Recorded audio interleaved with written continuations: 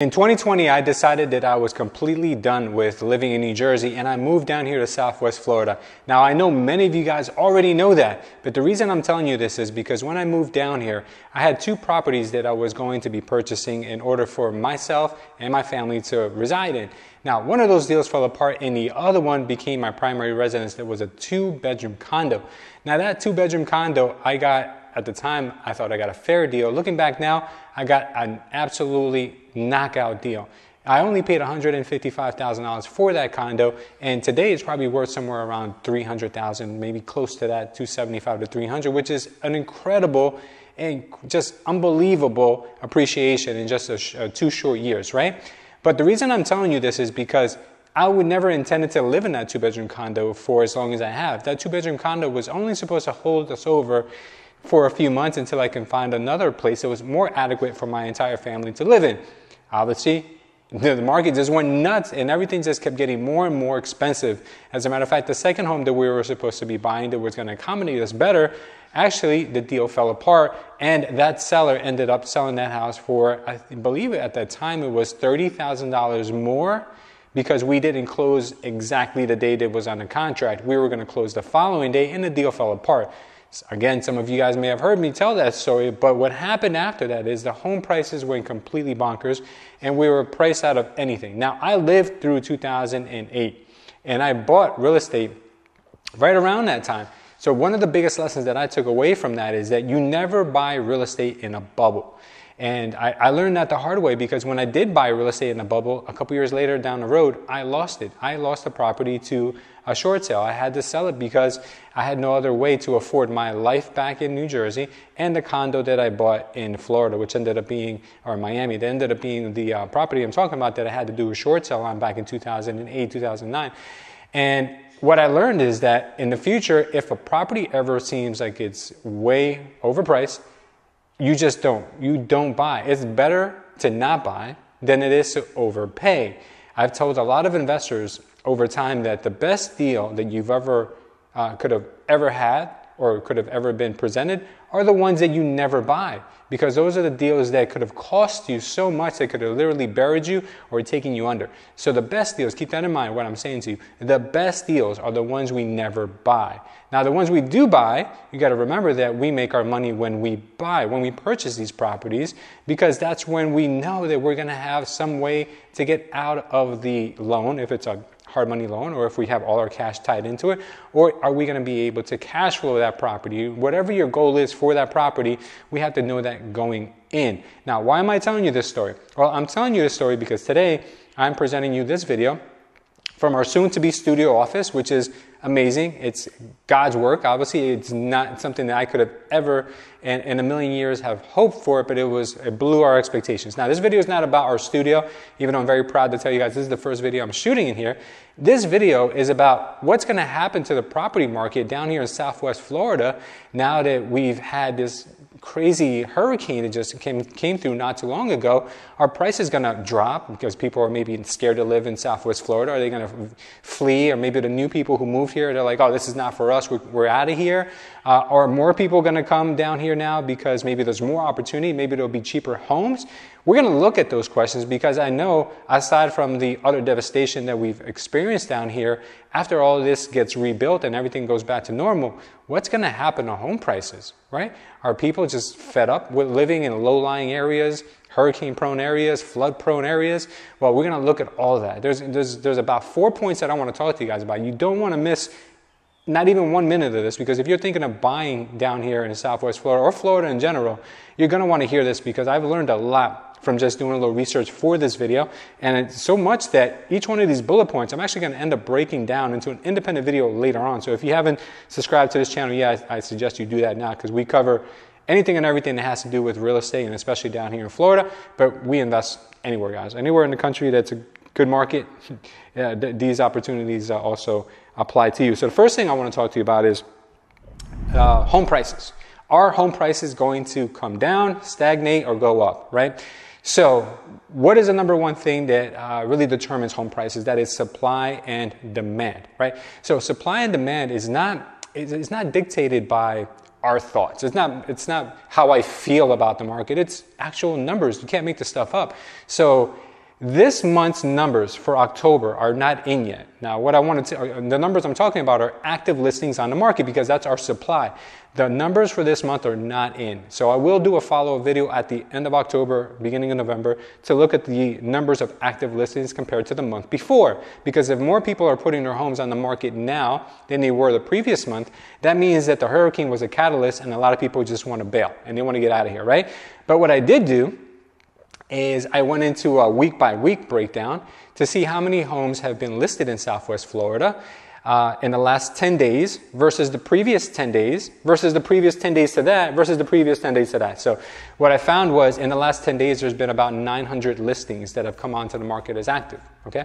Or they were active on the market, right? So what that tells me is that that's my new number, right? So anything that comes before that, any 10-day period before that is what I'm comparing it to. So keep in mind, last 10 days, 900 new listings came on the market, right?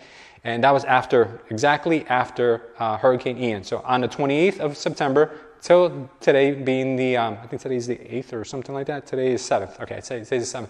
So it's been approximately 10 days, 900 listings. Now the previous 10 days before that was roughly around 2,000 listings that came onto the market. The previous 10 days before that was around 3,000. And the previous 10 days before that, again, another 3,000. So what that's telling me is that less homes are coming on the market right now after Ian. Now, why is that? Are people willing to stay here longer? It's probably because a lot of people right now are not focused on real estate. A lot of realtors are out there helping. A lot of people who would have been open to selling have taken their homes off the market because they've been damaged, waiting for either their insurance companies or FEMA to kick in to help out. So what that means is that less inventory, even less properties on the market, guys, that were before. So what does that mean? Home prices are going to do what? Well, if you ask me, I think home prices are going to continue to go up, right? Even though rising interest rates, we still have that. We have less inventory on the market, but you still have demand. You still have people who have to buy homes. You still have people who have to live here. I learned a long time ago that real estate is not a fad. Real estate is not a fad. It's not something like a trend that comes and goes, even though it does come in waves and cyclical, but real estate is a necessity. It's one of the things that we cannot live without, a roof over our head. So keep that in mind, right? So less inventory, rising interest rates, maybe we'll see a leveling out of prices, possibly even increase in prices still because less inventory, right? So keep that in mind. I'm not going to tell you the answer. I'm going to let you make that decision for yourselves. Now, the second thing I want to talk to you guys about is insurance rates after Hurricane Ian, right? Insurance rates after Hurricane Ian. Now, while I was researching this topic, I learned that Florida, from what I've heard over the years, Florida is a very expensive state to be insured in, right?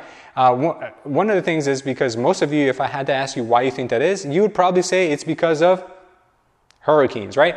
All right, yes. Now, if I told you that hurricanes aren't even the reason why insurance rates are so high in Florida, the last 2 years we haven't even had any hurricanes. The reason why insurance is so expensive here, there are so many scams going on right now with builders, roofers, or contractors that actually sue your insurance company because the loopholes here in Florida allow you to give your rights to your contractor. So if you sign a contract with a contractor who's going to do your roof and you sign something, they can actually go ahead and sue your insurance company if they deny the amount that they're charging. And then that becomes a lawsuit, which costs a lot of money to the insurance company if they lose, because not only will they have to pay for the roof, but they also have to defend themselves. And that ends up costing insurance companies a lot more money, which in turn has put out of business a lot of insurance companies in Florida. There's only a few remaining who are still willing to write up policies, and they've been losing money, bleeding money the last 2 years, and we haven't had any hurricanes. So just imagine now after Hurricane Ian, which has approximately an estimated cost to insurance companies of roughly somewhere around $60 billion, right? $60 billion. Think about that. What do you think is going to happen to insurance companies now? They're going to go out of business even more. They're going to raise their insurance quotes even more. You're going to have even more fraud if the government, if the local government, on the state level doesn't do something about these scams that are going on. You're going to have even more scammer roofers going around, coming from other parts of Florida, other parts of the state, other parts of the country even, to come here and defraud homeowners. So if you're a homeowner in Florida, please make sure you do not sign any contracts with any roofers or any contractors, period, unless you have someone that you trust, like your attorney or someone who's been in the business a long time, someone that you can that can understand what these words might be. Maybe another friend of yours who is maybe a home builder or someone, but someone who has a little more experience in this stuff. Have them just review it, guys, because imagine if you get caught up in one of these things. Not only do you give up your rights, lose all your control, but it's costing average homeowners so much more money for insurance, which means that insurance prices are going up. As a matter of fact, it's being estimated that at one point, sooner than later, if insurance prices keep going up, it'll cost you more for your insurance policy than it will for your mortgage. Roughly anywhere in the country besides Florida, the average policy costs about $1,600. Homeowners policy costs about $1,600 for the average home. In Florida, it's $4,000. Think about that, guys. And it's only rising. I recently had that same experience with the home that I'm sitting in right now. It was crazy. Like when I was getting quotes of $8,000 a year just for insurance, not even flood. Flood was a separate like $2,000 or something dollars. Incredible the amount of money that they want for insurance. I almost fell out of my chair because I have homes that were built before 1900. They were built in the 1800s back in New Jersey that I pay like $2,000 a year for. And these homes here were built roughly about 10 years, 20 years ago. They have hurricane straps, ready for any type of wind that may come. They're still costing $7,000, $8,000 a year. It makes no sense. It makes no sense whatsoever. So keep that in mind if you're worried about home prices. You shouldn't be worried so much about home prices. Maybe we should be concerned a little bit more about insurance prices, right? That's something that we're going to break down in another video. If you guys want to see that, make sure, like I said, hit subscribe and notification bell so you can be alerted when we do produce that video. So next thing I want to talk to you about, and guys, by the way, before I get into this next thing, I'm going to tell you a quick story about a friend of mine. But before we get into this next thing, if you guys want to learn more about real estate, if you're very interested in doing more than just owning a home, you want to do real estate as a career, or you want to get your first investment property, make sure before I forget to let you guys know that sign up down below for our early bird special. Anyone who signs up will get a 30% discount when the course is ready. It's going to be not only a very detailed program that's going to cover everything that I've learned over the last 20 plus years in real estate and all the investment criteria that I look for when I look for a property, but you're also going to get group coaching and something that we're going to also offer. So make sure you go ahead and use the link below. That way you can sign up, no commitments, just get your foot in the door and get that 30% ready for when the course is ready. So the next thing I want to talk to you about is the demand for rentals. Demand for rentals in Florida, period, are going to go bonkers. It's going to go crazy, not just in Southwest Florida, but in other parts of the country, other parts of the state as well. Now, why is that? Well, the reason that's going to take place is because, number one, there's been thousands upon thousands of people who have been displaced because of the recent storm damage. Now, a lot of people say, why should we feel bad for all of these rich people who have lost their beach houses? Well, guess what, guys? It's not just rich people. Even in Naples, people think it's just rich people who lost their $1 million homes on the water. It's not just them. Those people are going to be fine. They've got great insurance policies, and if not, FEMA will probably help them out. The people that we're really talking about here, and there's a lot of people out there, the majority of people who have lost everything are people who live in low-lying sections of all of these cities that have been affected. So why I'm telling you this is because there are going to be so many people looking for rentals. And when it comes to rentals, where do you think they're going to look? They're going to look to higher elevation areas. They're going to look to places that didn't get a flood because, God forbid, we get another storm. God forbid it happens again next year. And some people have been so traumatized that I was just reading an article about, how many people have been affected by this. And I read this article where it's basically they're asking this family who recently just lost everything, and this story just completely broke my heart. This story is unbelievable. So there's a couple that they had their trailer home. It was like not a trailer home, but it was a mobile home. And some of these mobile homes, you guys think mobile homes, you think about $10,000 mobile home, $20,000 mobile. There's some mobile homes that are actually very nice. So they had their mobile home. This couple had their mobile home for sale. And they got an offer of $189,000 for the property, and they were going to be closing 3 days after the storm. But the storm came, they completely lost everything. Their insurance didn't want to cover it, or they had no insurance because they couldn't get insurance on the property. Something happened. So now they have nothing. They got to start over from scratch. They went from possibly getting almost $200,000 to be able to go and, you know, move on and start their life over, or next chapter in their life. Now they have nothing. Think about that, how crazy it is. And that's just one story. There's so many stories out there. But the reason I'm telling you this is because that couple recently said that, or someone in that article recently said, I think it was them, who said that they no longer want to be in these areas. They have heard that the middle of the state, somewhere around Orlando, is a lot of opportunity and might be a place for them to go and set up shop, start over. Now, a lot of people are going to feel this way because think about it, right? A lot of people are getting traumatized about being in the coastal cities. And they want to go somewhere that's more affordable, because some people have mentioned that, you know, these coastal cities like Fort Myers, Cape Coral, Naples is getting completely priced out for normal people. So they're going to be heading out there towards the Orlando area and somewhere around those cities. So if you're looking for investment properties, that might be a good place for you to start looking in more of the central lying areas of Florida. The insurance will probably be cheaper. Home prices are probably still cheaper, and you don't have to worry as much about hurricanes, because by the time a hurricane would hit you, it would have lost a lot of power. So a lot of people are looking at that option.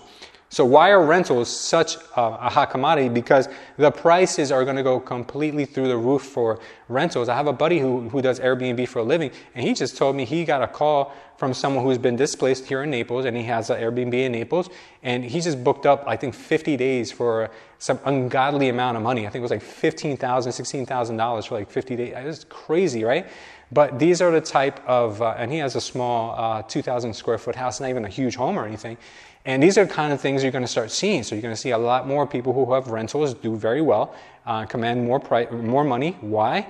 Because a lot of insurance companies are going to be paying for people to live somewhere else while their homes are being rebuilt, which means that insurance companies tend to pay more. I remember this from like my early days in real estate when I used to work on rentals. I used to have people that had fire damage on their house. Insurance companies would pay a ton of money. So you're going to see really good rental prices for landlords. Obviously, if you're looking to rent, it's going to get even that much harder. It's not favorable for you at this moment. The last thing I want to talk to you about, my fourth and final topic that I want to talk to you about, is that locally prices are going to fluctuate. It's not going to be home prices are going to go up everywhere, right? It's not. Why? Because one of the things that I believe is going to happen is that people are going to be more conscious now, because I've been hearing already from people that I respect in this industry. People are going to be more conscious now about where they buy, not so much because, real estate's all location, but now they're really going to look at those FEMA maps. They're going to look at those flood maps to see where is it more prone or likely for me to have my property get washed up? Where is it more likely for me to save my property or stay away from that type of risk? Well, I'll be honest with you, a lot of people, and I know Naples very well because I live here and I drive around here all the time, a lot of people that are east, right? No, I'm sorry. Yeah, east of 41, they were actually not even harmed at all. Like there was barely any wind, barely any rain, and we really didn't see any storm surge whatsoever, because the storm surge is really what did the damage here. So I believe that home prices east of 41 are probably going to go up, because when people want to purchase or invest here, they're going to say, well, I'm safe from any storm surge. And maybe this is just for the next few years. Maybe people forget about it, but I don't think so. I think this is going to be something that people are really going to focus on. And home prices that are in low-lying areas, I'm not talking about beachfront property or homes that are close to the best parts of town. Those homes will probably still always be very desirable, and anyone who buys those homes are probably not their only home. It's probably a second home, and if it is their only home, I'm sure they're aware of the risk, because they're very intelligent people. But people who own homes, investors who own homes in low-lying areas that are very prone to get flooding, those home prices may go down. And I'll be honest with you, they may go down. So, and the reason why is because it's going to cost more to insure. There's always going to be that stigma of having people lose everything. You're going to be harder to find tenants to move in. And the last thing is that the building codes may change, which means that I remember from Sandy back in New Jersey, building codes changed and made everyone rebuild homes after they raised them. That can cost you an extra $100,000 to raise a small ranch. Imagine if you've got a big home, or imagine if your home is not structurally sound to be raised, you have to demolish it and build new. It's going to be a lot of money. So anyone who's looking to sell properties in those areas may not get what they think they could have gotten before the storm. Well, hopefully it doesn't happen to anyone who really needs it, but I feel that it's my prediction, not fact, just how I feel. All right, so now that those are my 4 points. Tell me, guys, what do you think? Do you think that home prices are going to continue to skyrocket across Florida? Do you think that home prices after the hurricane are going to come down? Are people fleeing to other states, other parts of the country, other parts of the state? What's happening? Give me your opinion. I'd love to hear about it down below. If you guys want to see more videos just like this, we're also working on a great documentary about everything that's happened down here in Southwest Florida. That should be out by the end of this month. Also, I'm going to be doing next month a studio reveal. So if you guys see all this bare bones stuff behind me, it's only temporary. We are working on it to make it look really beautiful. So can't wait to show you guys what that looks like because it's a total blessing from God. All right, so guys, I got to go. I got a million things to do, but I do want to tell you, if you want to see more videos from us, go ahead and see the ones right here. Thank you so much for watching. I love you, and I will see you next time.